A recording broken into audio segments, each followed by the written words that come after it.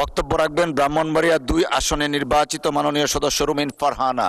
আপনার সময় 1 মিনিট। ধন্যবাদ মাননীয় স্পিকার। ধন্যবাদ। মাননীয় স্পিকার, চাকরিবিহীন প্রবৃদ্ধি আমাদের জন্য একটা বড় সমস্যা। আমাদের এখানে বিভিন্ন জায়গায় দেখা যাচ্ছে যে আমাদের দক্ষতার অভাব, ভাষাগত দক্ষতার অভাব। আমাদের বড় বড় প্রতিষ্ঠানগুলো বাধ্য হচ্ছে দেশের বাইরে থেকে মানুষ হায়ার করতে, কিন্তু আমাদের দেশে যারা শিক্ষিত তরুণ তারা চাকরি পাচ্ছে না। সম্প্রতি একটি পরিসংখ্যান বলছে যে মাধ্যমিকের নিচে শিক্ষাগত যোগ্যতা থাকা ব্যক্তিদের মধ্যে বেকারত্বের হার ৩.০১%, যেখানে উচ্চ শিক্ষিতদের ক্ষেত্রে সেটি ৮.৭%-এর বেশি। সুতরাং দেখা যাচ্ছে যে আমাদের শিক্ষিতদের মধ্যে বেকারের সংখ্যা অনেক বেশি।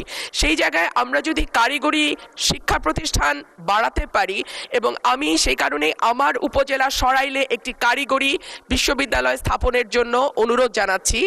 আমরা যদি এই কারিগরি শিক্ষা প্রতিষ্ঠানের সংখ্যা বাড়াতে পারি, দেখা যাবে আমাদের বেকারের হার অনেকখানি কমে এসছে।